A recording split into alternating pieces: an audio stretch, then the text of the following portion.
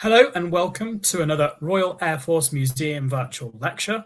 This talk forms part of a much larger research programme delivered by the museum, which seeks to share new historical research on air forces and air power. Lectures are hosted virtually here on Crowdcast or in person at our Midlands site, the University of Wolverhampton and Lancaster University. My name is Samuel Hollins and I'm the museum's historian and academic access manager. I'm also a PhD candidate specialising in Cold War defence procurement and European economic integration. Before we kick off, I would like to draw your attention to our ongoing drive to save the Arthur Scarfe Victoria Cross. Arthur Scarfe was the recipient of the only Victoria Cross awarded to the Royal Air Force during the fighting in the Far East in the Second World War. The medal has been sold at auction, but we have been given the opportunity to fundraise and match the sale price. This will allow the Royal Air Force Museum to display the medal and share Arthur's amazing story. So we need to raise £660,000 by the 30th of April this year. And without your help, Arthur's medal will be sent overseas and lost to the nation. So at the bottom of your screen, you can see a call to action button. Following this will take you directly to the Save the Arthur Scarfe VC GoFundMe page. Any donations, big or small, will help us to keep this unique and invaluable piece of British history here in Britain. So with that out of the way, I will now introduce our speaker. So today's lecture, titled The Woman Who Saves Pilots, will see Thomas Withington highlight the seminal work of Joan Curran.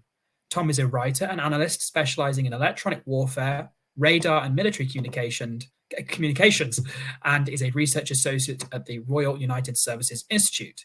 He has written widely on these subjects for a range of specialist and general publications over the last 2 decades. He also works as a consultant, providing insight on the military's use of electromagnetic spectrum. In addition to his consultancy and written work, he regularly provides comment on these subjects for media organizations around the world. So throughout the lecture, make sure to use the Ask a Question button at the bottom of your screens to queue questions up for Tom to tackle during the Q&A later on. And so with that all said, I will now bring Tom onto the screen. Hello, Tom, and the stage is all yours. Sam, thanks very much. It's an absolute pleasure to be with you all today.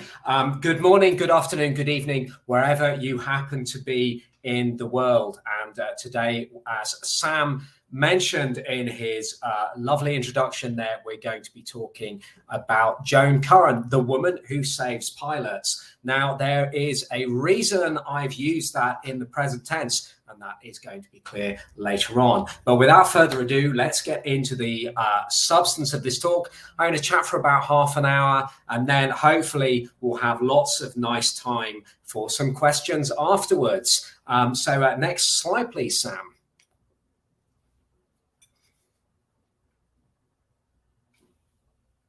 Quick look at the agenda. We'll start by talking about Joan's early life.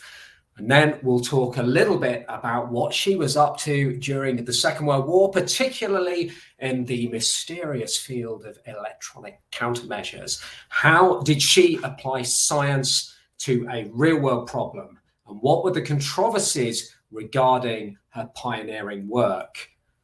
And then what happened later on in the war? Where did she go? Well, she went to California, but then came back to the UK. We'll talk a little bit more about what she was doing both in the United States and then in Scotland, and some of the important work she did in Scotland with a charity that is still going to this day. And we'll finish off by talking about Joan's very impressive legacy. Next slide, please. Saturday, 26th of February 1916 may at first glance seem like a relatively unremarkable day, but there was a lot happening on that day. The French army failed to take Fort Douaumont during the Battle of Verdun in the First World War, and tragically on the same day the French also lost the SS Provence 2, which was sunk by a German U-boat with the loss of almost 1,000 souls in the Mediterranean. Back in the UK in the football, Liverpool beat Everton 1-0 at Goodison Park in a Merseyside derby. And over in the United States, the actor, writer, and composer John Gleeson was born in Brooklyn, New York. But 4,400 miles away on a rather wet and mixed weather day in the lovely southern Welsh city of Swansea, Joan Struthers is born. Next slide, please. We don't know a huge amount about Joan's early life, but what we do know was that she was extremely bright and she had an uncanny knack for dexterity. Her father was an ophthalmologist, so she grew up in a scientific environment at home right from the get-go. And she went to go and study at Swansea Girls' School, was academically very gifted, and in 1934 she won a scholarship for Newnham College in Cambridge, where she read physics. During her time at Cambridge, she also competed in the Cambridge women's rowing team, notably in the varsity rowing tournaments at Henley against the University of Oxford. She graduates, but she has to wait over 6 decades until she receives her full degree. We'll talk a bit later about why that was the case. But with her degree under her belt, she begins postgraduate study at the University of Cambridge's Cavendish Laboratory. And she works under the supervision of the physicist Philip D. And while she's there, she meets Sam Curran, the man who would later become her husband. Next slide, please. By September 1939, it is increasingly clear that Europe is going to be plunged into war. And what that requires is the full mobilization of the British scientific and engineering establishment, which Joan, Sam, and Philip D were very much part of. Literally 2 days before World War II in Europe starts, Philip D and his team, which includes Joan and Sam, arrive at the Royal Aircraft Establishment in Farnborough Airfield. Many of you will know Farnborough Airfield. It's in southern England, bordering on southwest England, and it's home of the famous air show every 2 years. But at the time, it was also the home of the Royal Aircraft Establishment. Joan and Sam spent very little time in Farnborough because they were immediately moved again to a team working in Purbeck in Dorset. And they were working for the various research efforts that were going on in the time at the UK into things like radar, into electronic countermeasures. Electronic countermeasures are the very things you use to try and frustrate the work of radar and try and frustrate the work of military radios. And in this maelstrom of chaos, as war is unfolding in Europe and as Britain is really trying to get its mojo going and trying to innovate and develop, get a scientific lead on the Germans and the Axis powers. Within all of that chaos, on the 7th of November 1940, Joan and Sam tie the knot. But no sooner had they celebrated their nuptials than they were working on the variable time fuse. And what a fortuitous thing to work on, because in September 1940, the Blitz begins. Now, one of the things that the RAF immediately noticed about the Blitz was the sheer expenditure in ammunition that was required to down a single Luftwaffe aircraft. According to calculations at the time, between 2,500 and 100,000 anti-aircraft artillery or AAA shells were needed to down one aircraft. And as one can immediately appreciate, that is a tremendous expenditure of ammunition just for one plane. And the variable time fuse, or the VTF as it was known, was a means of trying to reduce this expenditure. Now, how did the VTF work? Well, what it was is effectively a very small radar in the end of a AAA shell. So you fire the shell out of the barrel of the anti-aircraft gun, up it goes, and the radar will sense when it is near an aircraft and it will detonate. Now, the reason why this is important is it avoids the shell having to have a direct hit on the aircraft. You can just get near enough, the shell explodes, you damage the aircraft, you have enough explosions close enough to the aircraft is shot down. And so this helps reduce ammunition expenditure. The VTF remains in service today. In fact, tragically, on the 17th of July, 2014, Malaysian Airlines flight MH17 is destroyed by a VTF-tipped missile by Russian air defenders while it is overflying Ukraine. Next slide, please.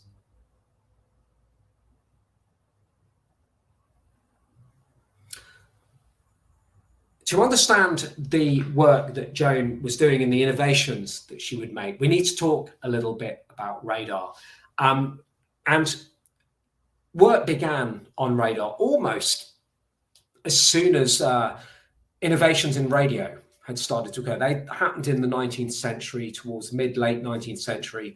Radio is demonstrated and it starts to be used. But in 1904, a German scientist, Christian Holzmeier, demonstrated the principle of radar. And what radar is, for those of you who perhaps aren't so familiar with it, is essentially you're sending a radio signal out into the ether, into the air. That radio signal is traveling along. It hits something. The object it hits reflects the radio signal back to the radar. And by taking the time, all radar signals travel at, or radio signals as well, travel at the speed of light, roughly 300,000 kilometers per second. By dividing that time in half, you get how far you can compute how far the target, let's say it's an aircraft, is from where you are, from where your radar is. And by doing things like that, you can not only determine how far away a target is, but using other techniques, you can determine how high it's flying, what speed it's going at, what direction it's going in, all kinds of things. But Christian Holzmeier pioneers this concept in the early 20th century, and he does this actually with a view to trying to detect icebergs, for ocean liners to try and detect icebergs so they can avoid them. We all know the story of the Titanic, of course, and he believed this would be an extremely useful technology. But it is in 1935 when the Scottish physicist Robert Watson-Watt and his colleague Arnold Wilkins prove the principle of radar. They actually develop a working radar that later goes on to have an incredibly important role during the Second World War. And they do this during something that's become known as the Daventry experiment. Daventry is a delightful town in the Midlands, and nearby Daventry is a rather large BBC transmitter, which I think may still be there. And what Robert and Arnold were able to do was to determine that when an aircraft flew near the BBC transmitter, it caused interference in the transmissions of that from that transmitter. And by doing that, they realized that, actually, here we go. We can actually detect an aircraft using these radio signals. And after a lot of work and a lot of heartache and a lot of false starts, all of these kind of things, but through sheer grit and buddy-mindedness, radar becomes a reality. Now, the Germans are working on it at the same time. The Brits are not alone on this. And the Germans are also investing their energies and their resources into radar. But in 1936, 1 year after the Daventry experiment, the RAF begins radar research at Bawdsey Manor in Suffolk. And Bawdsey Manor, which is an old stately home, becomes RAF Bawdsey Manor and becomes the centre of radar research in the UK. This organisation changes its names numerous times. It's known as RAF Bawdsey Manor, and it then becomes various other things, and it's moved around the country until they can find a home for it. The problem being that it soon outgrows the size of what's available at Bawdsey Manor for it to do the work on radar. It needs to, and experiments and all that kind of thing. But after numerous moves around the country, numerous name changes, eventually RAF Bawdsey Manor becomes the Telecommunications Research Establishment, or TRE as it's known, and it sets up shop in another delightful town, Malvern in Worcestershire. And TRE, what it effectively does is it brings together the research that's going on in radar and the research that's also going on in radar countermeasures, electronic countermeasures, and other radio techniques and technology that the Air Ministry is very interested in at the time. Next slide, please.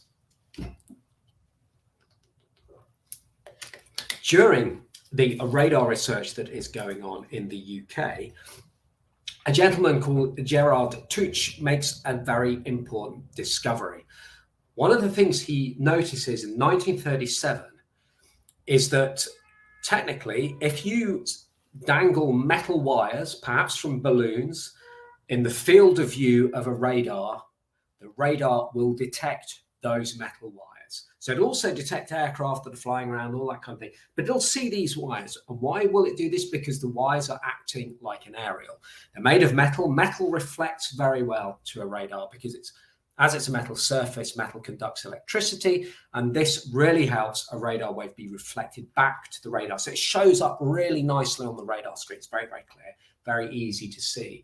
And he's aware that this is quite an important discovery, and he shares this with a gentleman called Reginald Jones, who is the Assistant Director of Intelligence for Science at the Air Ministry.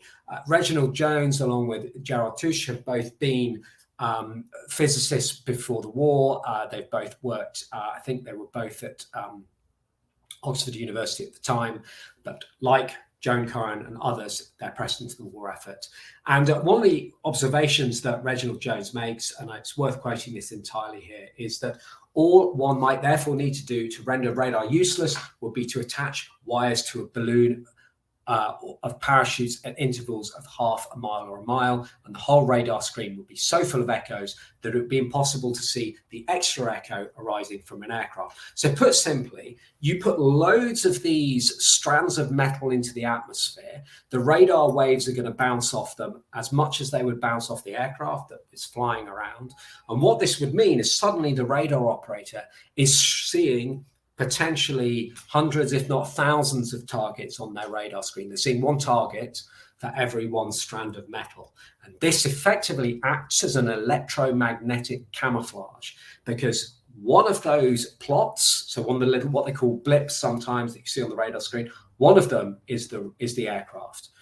But the other 100 are these metal strands. But the radars at the time had no immediate way of determining which one's the aircraft and which one's the metal strands. And as I'm sure you can all see, this starts to have some very, very useful tactical applications. Next slide, please.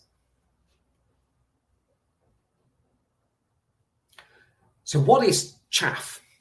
Which is effectively what these metal strands are now known as, what they're called today. We'll get into a little bit of the naming terminology in a second, but effectively, what they've realized, what the scientists realized you could do in order to make the day of a radar a little bit unpleasant, the radar operator, by putting all of these metal strands in the atmosphere, is that you can cut it to about, you have a metal strand and you cut it to about 1/2 or 1/4 of the radar's wavelength. Now, like your radio at home, all radars transmit, they have a wavelength when they transmit. And all the wavelength is it's a measurement between the peak and the trough of a wave. So a radio wave is like a wave that you would see on the sea or on water. It's got a peak and trough. And the wavelength is the distance between two peaks and two troughs. So we'll get into a little bit of the maths here, but hopefully not too much. So a radar that transmits on a frequency of 1.215 gigahertz has a wavelength of 24 centimeters. So if you wanted to disturb that radar with chaff, you'd need to cut your metal strands to a length of 6 centimeters or 12 centimeters. So 1/2 and 1/4 of that 24 centimeters. And what would happen is the signal would go out from the radar, it would hit those bits of chaff cut to that length, and it would be reflected back to the radar. And as far as the radar is concerned, it's hit a target. It's hit something that's flying around in the air, and it displays it as such to the radar operator. But as we mentioned just now, what you can do is if you put enough chaff, enough of these metal strands into the atmosphere, you can effectively either hide an aircraft, or you can also create lots of false targets. So you can create the appearance that there's lots of aircraft flying around when in fact there may not be. There may just be one. Next slide, please. This is a modern picture, but this gives you an idea of what chaff can actually do. So we've got a radar picture here, and this was actually taken, I think, during a US Navy or US Air Force exercise where several aircraft are dispersing this chaff into the atmosphere. So they're throwing out all of these metal strands from the aircraft in an attempt to hide themselves on a radar, and they're doing it quite well because, as you can see, we've got these various colors. We've got this plume that's stretched across the screen. Now, somewhere in there is one or several aircraft, and I wouldn't want to be the radar operator who's got to try and determine where that plane is, because the chaff is just masking this whole territory. And one of the reasons why it's important is because if you wanted to direct fighters towards these aircraft, well, you've got a vague idea of where they are because you've got this big chaff cloud, but where are they exactly? But where it makes life a real nightmare is if you're trying to direct perhaps anti-aircraft artillery onto those aircraft, or you're trying to direct, in the modern context, surface-to-air missiles or air-to-air missiles, because weapons require a very, very precise location of where the target is in order for them to score a hit. And that's why radar is so important, because it provides this, it can provide this high level of precision. But as you can see from this picture, the minute you start sowing chaff everywhere, it becomes very, very difficult to determine where those aircraft are. Next slide, please. So Joan starts work on developing chaff into an actual weapon, something that the RAF can use to protect its aircraft. She orders a series of experiments, and in March 1942, these begin. And she proves that this is far more than just principle. We can actually turn this into something that we can put in RAF bombers. They can throw all this chaff out while they're doing their missions over Germany, where they know there's German radar, and this will help protect their aircraft against German anti-aircraft guns and also against them being found by German fighters. Why does it help protect them? Because the German air defense system is completely dependent on radar to find where the RAF aircraft are. It gets called window, and there's quite a cool story behind why this is the case. So they need a code name for it. They've worked out this is a principle. It can work. They can use this to protect aircraft, but it needs a code name. And one of the things about the Second World War, particularly with electronic warfare in the Second World War, is the British devise increasingly eccentric code names for their electronic countermeasures. And one of the reasons why they do this actually does make sense, is that they don't want to use a code name that gives any kind of clue at all to what the function of the countermeasure is. So you probably wouldn't choose something like metal wire or metal rope for chaff. You're going to give away what it does or what it looks like. So they needed a completely disconnected code name. And legend has it that Robert Coburn, who is the head of the telecommunications research establishment at the time, he's tasked with coming up with the code name. And he just sort of his eyes wander around the office, and he has a good look, and he just goes, window. Clearly, the first thing he saw, it could have been blotting pad, I guess. It could have been ballpoint pen. It could have been rubber stamp, you name it. But it's window.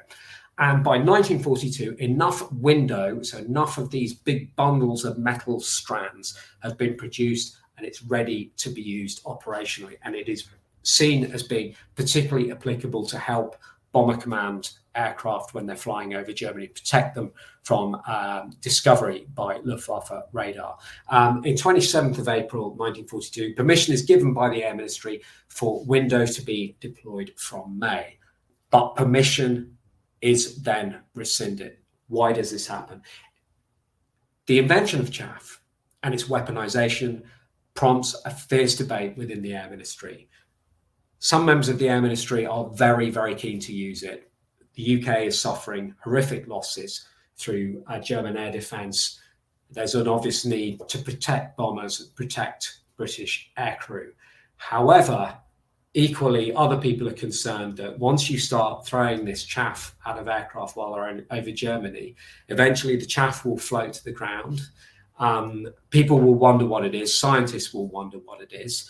If they put two and two together and realize the radars have suffered huge amounts of interference the previous night of a raid, and then people start finding all this silver foil, for want of a better word, on the ground, there's a chance they could reverse engineer it and catastrophically use it against the RAF's own radars, therefore denying the RAF the advantage they've been enjoying with their chain home radar system that's helped protect the British Isles. So it's a fierce debate that rages, and it takes a while to resolve this. Next slide, please. Oh, here's a World War II picture of some chaff. Somewhere there is an aeroplane. So one of those dots is an aircraft. This is an aircraft that's dispersing chaff. This is exactly how it appeared on a German radar operator screen. So one of those white flecks you're seeing on the screen is an aircraft. Your job is to try and realize or try and work out where it is. But I will put you out of your misery and tell you that basically, if you see the neat part of the circle that will be on the right-hand side, I think, for you all, if you go down to about just below the 3 o'clock position, you can see a small dot that just comes out from that side, from that clean line there. That's the aircraft. So if you don't know what you're looking for, chaff can really make your life quite difficult as a radar operator. Next slide, please. Fortunately, the deadlock is finally broken in 1943 by none other than the Prime Minister, Winston Churchill himself. He chairs a meeting, he listens to all of the arguments, and he determines that actually we need to use this. And he says, if the secret does get out, if the Germans do use something against us in kind, he said, the buck stops with me. I take full responsibility and sole responsibility for that. So on the night of the 23rd and 24th of July 1943, window is used for the first time during Operation Gomorrah, which is the Allied bombing of Hamburg, and it is immediately effective. We see a loss rate of 1.5% that night for sorties dispatched. Comparable rates in the past on Hamburg have seen a loss rate typically of 6.1%. So you can see it is an immediate advantage. The radars are jammed very effectively. This hugely complicates the command and control of German air defenses because the radar picture is now so confused, and it saved lives. In fact, that night, the estimations are that it saved between 70 and 80 bombers. It continues to be used throughout the Second World War. It becomes increasingly more sophisticated in its design. It becomes optimized to be used for all kinds of different radars, and it proves itself to be really quite effective. It's so effective, in fact, that on the 6th of June 1944, it is used during Operations Taxable and Glimmer. Now, these are two large deception operations that are mounted on the eve of D-Day. And they involve 617 Squadron, the Dam Busters, who we all know. And what the aircraft do, what their Lancasters do, is they disperse huge amounts of chaff into the atmosphere, particularly around the Pas-de-Calais, where the Germans believe the invasion is going to fall, and also then slightly to the southwest to also help mask Normandy, where the invasion is obviously falling. And what they do is, the idea of dispersing all of this chaff is to create the appearance on German radar screens that something's happening, that something is moving towards them.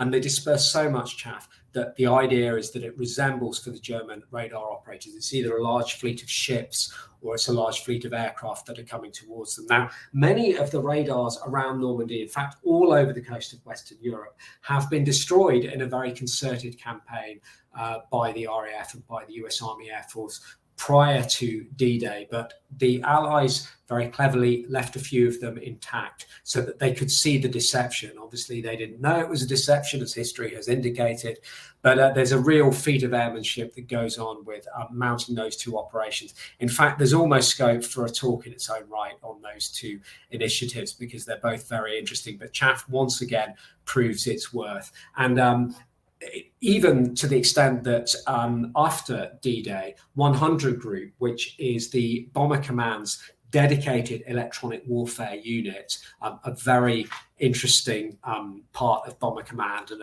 a bit of an obsession of mine as well at the end of the day. But they form this thing called the Special Window Force. And the Special Window Force is a force of aircraft that is solely tasked with dropping window every single night. Now, the main force, Bomber Command main force, when it goes and attacks the target, they still disperse window as they would do usually. But the Special Window Force is designed to disperse window in a similar way to how the main force would do it. And the idea is to divide the Luftwaffe's strengths. Now, the reason behind this is that the Luftwaffe realized that chaff is always dropped on a Bomber Command operation by then, because it always is. But let's say you have the main force heading one night to Stuttgart. You'd also mount a feint raid using the Special Window Force, and let's say that's going towards Hamburg. So they both are dropping window, and that forces the Luftwaffe to divide its resources. Which one is the real raid, which one isn't? And so automatically you're reducing the opposition that the main force is perhaps likely to encounter. So it's very, very successful countermeasure. Next slide, please. But Joan's work wasn't just restricted to chaff. In early 1944, Joan and Sam moved to Berkeley in California, and both of them begin working on the Manhattan Project, the initiative to develop the atomic bombs that were later dropped on Hiroshima and Nagasaki, ending the Second World War. And it's during that time that they have their first child, Sheena, their daughter, who is born with severe learning disabilities. And this is something that Joan and Sam work very hard with the rest of their lives, trying to make the lives of people such as Sheena and others who have acute learning disabilities better. We'll talk about that in a moment. But while Joan is in California, she works on gaseous diffusion. And gaseous diffusion is a mechanism that you use to create weapons-grade uranium. And weapons-grade uranium was the material, the fissile material that went into Little Boy being the first atomic bomb that was dropped on Japan, on Hiroshima, on the 6th of August, 1945. With the Second World War finishing in the Pacific and coming to an end definitively in August 1945, December of that year, the family returned to the UK and they settled in Glasgow, which is where Sam Curran had been working as an academic before the Second World War. Next slide, please. One of the things that Joan concerns herself with, and Sam is also involved with, after they come back to the UK and settle in Scotland, is working to improve the lives of people who are suffering from acute learning disabilities. And Joan and Sam are involved in the establishment of the Scottish Society for the Parents of Mentally Handicapped Children, which is established in 1954. That organisation remains today. It is still going and it's known as Enable Scotland. And Enable Scotland continue that work, helping people every day with learning disabilities. And if you want to find out more about what this very impressive organisation does, I'd really strongly encourage you visit their website at enable.org.uk. You can learn more about the work that they're involved with. But she does so many things. She also works to foster links between Glasgow and Lodz, the technical university in Lodz in Poland, and what becomes Strathclyde University, where Sam is working. She works very hard to build up those links. And that's influenced in part by, I believe, friendships and relationships she built up with Polish people who were living in Glasgow at the time. During the war, there was a large Polish military contingent that was stationed in Scotland, and many of those people stayed at the end of the Second World War. She also, her name is given to the Lady Curran Endowment Fund. That's still going strong today. One thing it's been doing recently is awarding grants and financial assistance to students who are coming up with some very cool ideas in sustainable development and environmental work, that kind of thing. So that's still very active. And finally, in May 1998, she received her full honours degree. You'll remember at the start of the talk, I was saying she was not awarded her full degree when she graduated. And that was because Cambridge University had an incredibly sexist policy at the time that prevented women from being awarded full honours degrees. But this is finally reversed in May 1998, and she finally gets her full honours degree. Sadly, she passes away almost 1 year after Sam on the 10th of February 1999. Next slide, please. So, despite her death, she leaves an incredibly impressive legacy. Chaff continues to be used today. It is protecting pilots from radars every day. It also helps protect naval vessels from radar-guided anti-ship missiles. Chaff is very effective at sea in helping fox these missiles, masking a ship from their detection and hopefully saving the crew. Europe is something of a centre of excellence, in fact, for chaff manufacture. Just down the road from me in Toulouse, Etienne Lacroix are a world leader in chaff design and production, and also in the UK, Cobham also are a world leader in a similar field, and they're working with all kind of weird and wonderful new materials and new techniques to make chaff even more sophisticated. And I can promise you that there are pilots in Ukraine today bravely fighting for the Ukrainian Air Force who will learned to live to fight another day and who are alive thanks to chaff and thanks to using it. So her work continues, and that's why I wanted to say that she's the woman who saves pilots, because she's still what she pioneered still continues today, and her work with Enable lives on through that very important organisation, and her endowment is helping students who have brilliant ideas on how we can reduce our environmental impact and to realise those ideas and get them into practice. So in summary, Joan's life was a life well lived, and her legacy will not be forgotten. Next slide, please. So there we are, everyone. Lady Joan Curran, 26th of February 1916 to 10th of February 1999, the woman who saves pilots. I'm aware I've prattled on for about half an hour. You've all been terribly patient. So without further ado, I'll thank you all very much for your attention and I look forward to any questions. Amazing. Thank you, Tom. That was an excellent lecture. And we've already got some questions that have rolled in. And I'm sure the audience will drop some more in as we're going. So I'm going to start from the very top. Basically, if you're in the audience, you can vote on which questions you want answered first and in what order, but otherwise we'll just go down the list. So Barry asks a nice short question.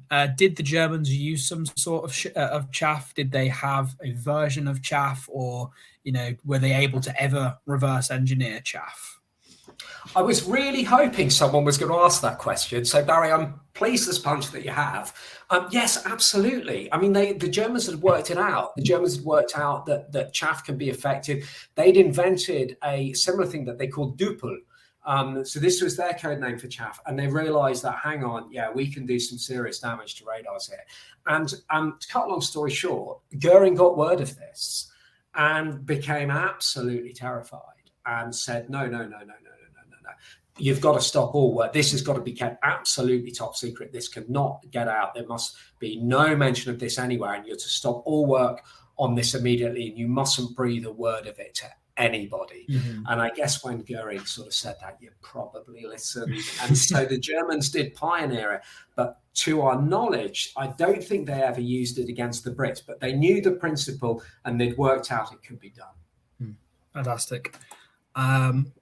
So Charlotte asks, did chaff cause any issues for other aircraft flying through it, e.g. to engines?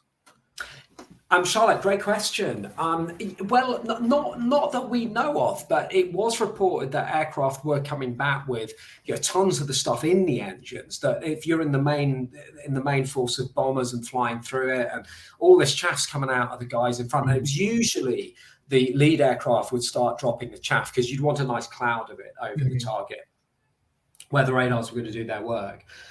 And pilots and aircrew did report that, they were coming back with the aircraft absolutely covered with this stuff. And I think the maintainers and the fitters probably had quite a fun time cleaning out the filters and getting it all out. But I'm not aware that it caused any sort of mechanical problems. That being said, of course, if you probably didn't have the poor fitters who are up on the step ladders, with the dustpan and brush, you might have found that over time it could have built up and then caused some real damage. Excellent.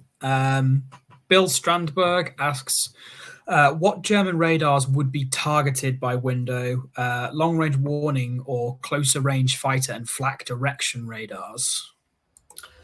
Bill, thanks very much for that question. Yes, so initially the radar that was targeted by window was the FUMG 65D, which was the Würzburg, and that was the radar that the Germans were using as a ground control interception radar, so to detect or more to direct fighters to where the bombers were and to direct searchlights and anti-aircraft guns. So that was seen, but the RAF believed at the time that was the biggest threat to their aircraft. And so they used chaff against that initially.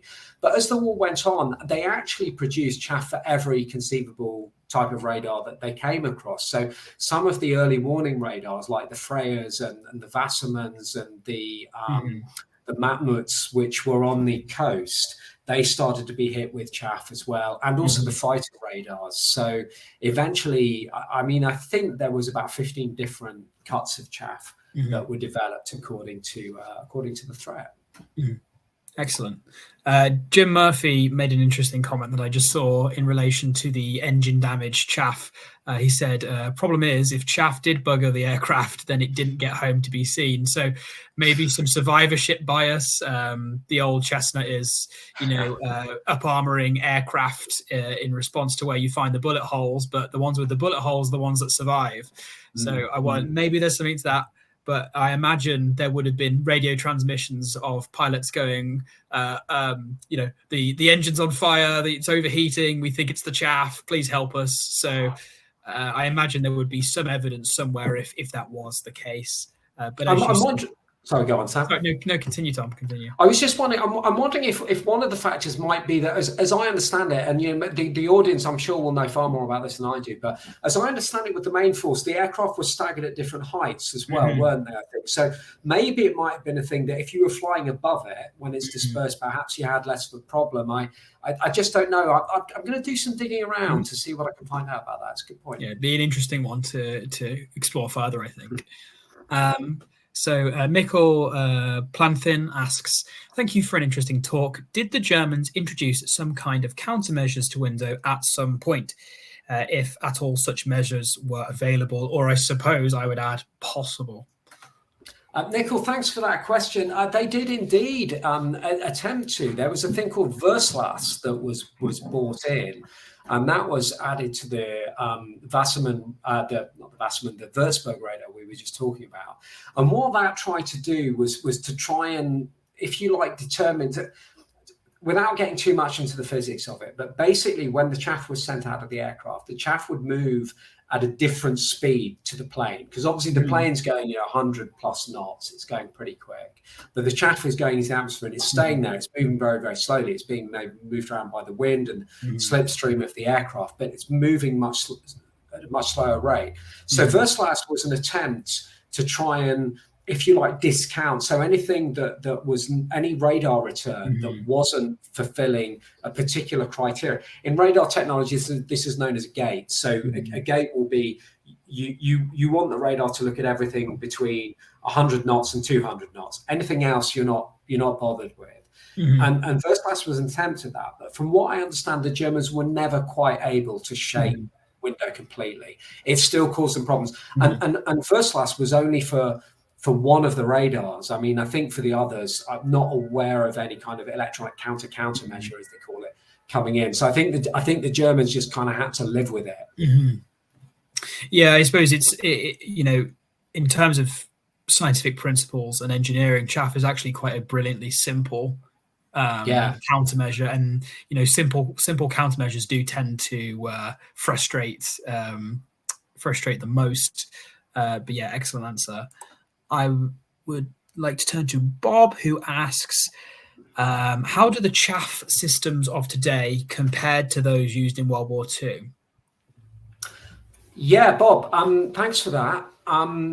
So effectively, I mean, the principle is still the same, but these days you're using much more advanced materials. So aluminium was the material of choice in the Second World War, but this has now been changed to things like metal laminated, carbon fiber, and all kinds of space age material. Sort of thing you hear about Formula One cars, this kind of thing.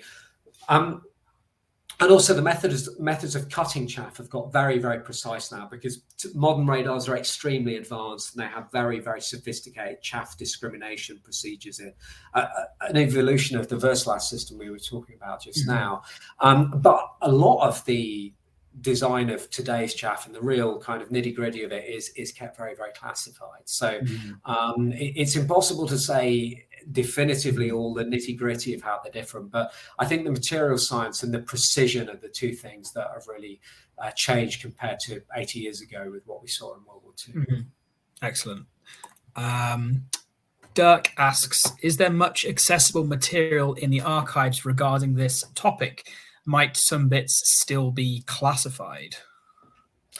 It's a good question, Dirk. I mean, I've much to the enviable patience of the Public Records Office, or National Archive as it is in the UK, now called, I think I've tried to exhaust as much as they've got. I think you're right. There will be stuff that I think will remain under lock and key. That a lot of that's probably post-war stuff, I would think. The thing with chaff is the principle's out there. You can do it because it's just physics at the end of the day. If you think about all the chaff's doing is acting as an aerial, with like your car aerial or your mobile phone, a radio wave's going through the air and it's hitting an aerial, and that aerial is resonating, and the signal is then being conducted down into your radio, whatever it is. And chaff is doing this just now, so it's resonating and that's reflecting that signal back. So I think I imagine a lot of the World War II stuff is now out there, but I think the more modern stuff, there's a chance that a lot of that's still kept classified, I would imagine. Yeah, and I think it kind of builds on what you just discussed. It's still, chaff is still being used. I mean, it's evolved from its original kind of design, but it's continuing in use. So there would be potentially some reasons why developments in chaff would still require some form of censure. Okay. So somebody without a username, mysterious individual, anonymous person number 1 asks, we have examples of window dropped on Denmark in our museum. They are black paper on one side and aluminium on the other. You mentioned half and quarter wavelengths, but they seemed longer, in fact, like 24 centimeters or more. So I think the questioner is asking what might they be, or... So 24 centimeters in length means that it's a possible wavelength of 48 centimeters for the radar. And what that suggests to me is such a long wavelength is most probably a relatively low frequency early warning radar. So the radars the Germans were using on the coast to initially see what the Luftwaffe wanted to do was to see the raid as it came towards them. That was the important thing. The early warning radar, get prior knowledge. So and they use these today would be considered quite low frequency radars. I mean, they transmitted in VHF, very high frequency. Confusingly, by radar terms, it's a lower frequency, but it's called in radio engineering so very high frequency. But there we go. And VHF have very long wavelengths compared to further up the electromagnetic spectrum. So that length seems to indicate that, and the fact that if it was found in Denmark, we do know that the Germans had early warning radars in Denmark. So that does make sense that you're dropping this stuff as you're approaching the European coast. Now, it's interesting you raised the point about the paper with the black paper on one side, aluminium on the other.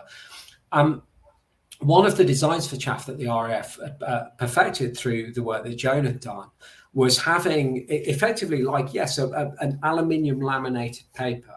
And the reason it was black on one side was because that was to reduce the chance of it being seen during night raids. Because if you're dropping all of this, imagine you've got searchlights that are on, you're dropping all of this lovely tinfoil, this tinsel everywhere, it's going to show up pretty well. And by doing that, you start to get a very good idea of where aircraft are. So the idea of at least blacking part of the paper was to make that a little, it didn't stop you seeing the chaff entirely, but it just frustrated it a little bit. So that's hopefully a bit of a story behind, whichever museum it is, I'd love to come to the museum and see the chaff because it sounds really cool.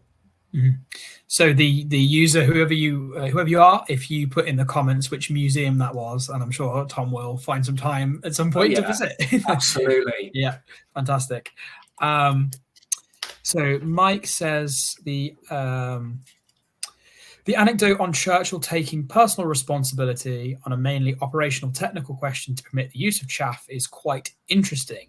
Does it raise more general questions on how politicians and technical advisors should interact and make decisions, especially where technical matters are concerned? That's a good question. Yeah, so Mike, very good question indeed. And I mean, what's interesting about that meeting is that I think it illustrates that the Air Ministry just got to a position of deadlock. And actually what you had a lot of intra-service rather than inter-service rivalry or concern, let's say, and dispute, because the people who were really concerned about chaff being used was fighter command, because what they were worried about was that chaff was going to be used against the chain home radars that were helping to protect the UK during World War II. And this was, we knew that the Germans obviously had radar and were using it, but we didn't want our own advantage, our protective advantage with radar being degraded. So one of the reasons for the delay was that the Fighter Command lobbied very hard to work out a way to try and protect their own radars against the use of chaff, or at least to determine what the effective chaff might be. And that really held up the deployment. And it's one of those things, to be fair, looking at it with hindsight now, I think it's one of those things where actually the arguments were good on all sides. I don't think there's, if I wouldn't want to be the person for chairing the meeting, because yes, on one hand, you desperate to save aircrew lives, particularly in the dark days, 41, 42, when losses were really high. But on the other hand, you've got to think of also protecting the UK and protecting UK targets from air attack. And I just wonder if this was a case that Churchill was able to finally just break the deadlock, say, okay, well, someone, you've been unable to make a decision. So someone needs to do it, so I'm going to make it. But it's a really, Mike, it's a really interesting question. I think it's a scope for not just in terms of countermeasures, but I think in military matters generally, it's a very good topic for further exploration, I think. Excellent. Kevin McLean asks, did Joanne become Lady Curran from her achievements? So was that awarded because of achievements, or was it tied to her marriage? So I think they're asking, why exactly was she given the title? That is a very good question. One of the things I found in researching Joan's life was that there's not actually a huge amount of material out there. It's very frustrating. It's frustrating and it's intriguing at the same time, because there's a lot of details of the work she did in the National Archive, and I've raided that material. I've got as much as I can, but as you can appreciate, that's dry scientific analysis. It's very impressive what she did, but it is scientific inquiry. To my knowledge, I don't know if she left any papers. I don't know where they're kept. If anyone has some information and if they're publicly accessible, I'd be very, very pleased to hear from them, because I would hope, and I would feel, and I would hope it was for her incredible contribution she made, not just during the war but after it. But the details of, yes, her becoming Lady Joan Curran, I really don't know. But if I find out, of course, I'll happily share it with you. Excellent. Bill asks another question. He says, have you published articles or research on this subject? And do you have any publications on your research area or other related subjects, or ways to contact you about the above? So what I'll say, Bill, is I will, in the comment section, I'll put my personal email, and then I can connect you with Tom after the lecture if that's good for all parties involved. But yeah, but if you've got any particular ways that Bill could find you, is there anywhere? Yeah, there's media or. Well, I think, Sam, as you say, if Bill, if you can get in touch with Sam, and then he can get in touch with me, and we can liaise directly, because I've got one or two things that I can share with you, which I'd be delighted to continue the conversation. So I can bombard your email box with some of the best insomnia cures that have ever been created. So please get in touch, and be more than happy to share that with you. Thanks for your interest. I think that's very good. So Bill, I've put my email in the comment section. So if you follow up with me, I'll put you in touch with Tom. So the gentleman, Palle Jorgensen, who asked the question about the Denmark paper, says, thank you for your answer. The museum is Karup Air Station, Denmark, or Grove to the Germans. He says, got some interesting visitors, and he lists all the people some of the good people that have visited. But yeah, so if anyone wants to visit, or for Tom, the museum is at Karup Air Station. So fantastic. I'll plan a sojourn to Karup Air Station, which I believe was also, I think, used in what was known as the Operation Postmortem at the end of the Second World War, when the RAF and the Luftwaffe actually did a massive exercise to enable the RAF, after the Germans surrender, to enable the RAF to actually really understand how the air defense system worked with the Luftwaffe. It was a very important exercise. And I think Grove or Carrot, as you're saying, was involved in that. So definitely on my list of places to visit. Excellent.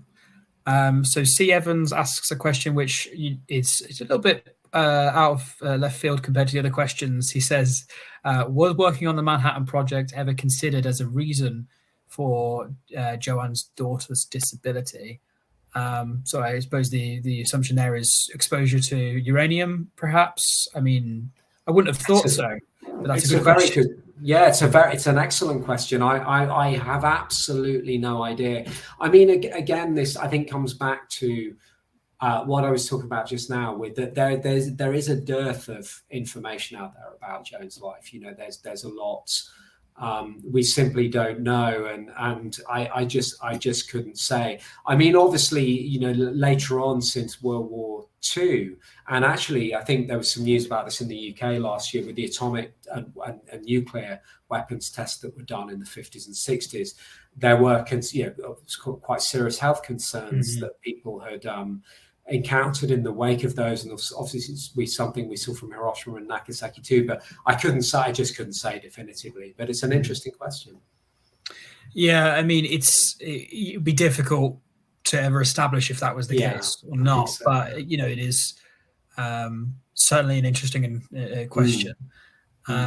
So that's if the audience hasn't got any more questions to ask at this time, we'll just give them a couple minutes. If anybody wants to ask any more questions, Tom, I'm sure, will be more than happy to answer. But I was going to ask, with regards to chaff, what was the kind of average fall rate? So how long was chaff effective for? So if chaff was dropped for a particular operation, how long was the window, if that makes sense? It's a dad joke, isn't it? Set phasers to pun. A very good question, Sam. I mean, a lot of it depended on what the atmospherics were like at the time, so what the weather was doing and all that kind of thing. I think it was sort of 1,000. I think it was about 1,000 feet a minute or something like that. But I may be getting that wrong. I do have this written down somewhere. I'm going to come back to you and give you a definitive answer next week. But it was. The thing I remember reading about the actual stat was, what surprised me, it was quicker than I thought, but equally, it was enough time for you to do what you needed to do and get out of there. I mean, it's one of those things, like, you're sort of surprised with how, and I suppose all it needs to do really is it's got to work once, hasn't it? It's a bit like, a slight aside to this, but ages ago, I remember seeing a demonstration of an electronic countermeasure for an anti-ship missile, and you saw the jamming happen, and the jamming only kind of comes up for a very short time, but it's enough. It's just enough to capture that radar and spoof the missile. So I don't know, but I'll get back to you with the definitive figure. Yeah, I suppose that kind of also fits into, like you say, it only has to work once. It has to appear on the radar of one operator to kind of set up a chain reaction of, forces being divided to, you talked about, how the British, the RAF, would drop chaff over a potential target, knowing full well they would be dropping chaff over a real target elsewhere in an attempt to divide a force. So, there was clearly a recognition that the Germans would see those radar signals and they would react. It was irrelevant how long the signals were for. They knew one of those clusters of signals would be an RAF air raid. So like you said, it's more about showing at once than it is about a sustained jamming of the radars, as it were. And remember that other countermeasures were being used at the same time. So it wasn't just chaff. You had radios were being jammed. You had fighter radar was being jammed. So I used to say to people, basically, you've got a situation of absolute electromagnetic chaos. Yeah, it's King's Cross Station, Monday morning in rush hour, and everyone's doing all kinds of things, and you're tasked with finding one person in that crowd. It's that, and so chaff is very much part of something much bigger that's also going on. But as you say, you're forcing the fighter controllers to make the call. You know, is this the actual target? We got this right, and they get it wrong a few times as well. You know, we're going for the wrong target, that kind of thing. Excellent. So I think this would be the final question. Juliet Ball asks, did window interfere with OBOE? Oh, that's a very good question. Not to my knowledge, no, I don't think so, because the wavelengths involved were different. So if you were cutting window, for instance, to the Würzburg radar transmitted on about 560 megahertz. So if you were going out that night on a raid, and that was what you wanted to spoof, you'd have window, you'd load your aircraft with window cut for that frequency. And OBO, I can't remember off the top of my head the frequencies OBO were using, but if it's not using that exact same frequency or anything, what they call the harmonics, which is the sort of, I don't really get too much into the physics of it, but the various computations of that wavelength. If it's outside that, the OBO will be perfectly happy and continue what it's doing. So I didn't come across any reports of it causing disturbance, but I'm just pleased as punch you brought up OBO, because OBO is really cool. So that's made my weekend. Okay, so I think that's probably about all we have time for. So first, I'd like to say thank you, Tom, for delivering a fantastic lecture, and I'm sure the audience wishes to convey similar thanks, and I can see as much in the comment section. People have really enjoyed it, and it was a very engaging question and answer. And so for that, I also want to say thank you to the audience for continuing to support the museum and for making these lectures a hospitable and engaging place to learn and share. So as I stated at the start of the lecture, this talk forms part of the Royal Air Force Museum's broader research program. We have listed on our website and Crowdcast a range of other lectures, which I'm sure all of you will enjoy. And our next lecture, which is scheduled for April 14th, sees Abby Whitlock explore the maintenance of Royal Flying Corps morale through shared communal spaces and more. So you can register for that for free and tune in at 6 p.m. on the 14th of April. And before we end, I would like to please bring your attention back to our GoFundMe drive for Save the Arthur Scarfe Victoria Cross. Any donations, big or small, would be greatly appreciated. And so with that, I want to say thanks again, Tom, and thanks everyone. And I guess that's the end of the lecture. But cheers all. Thank you. Thanks, Tom.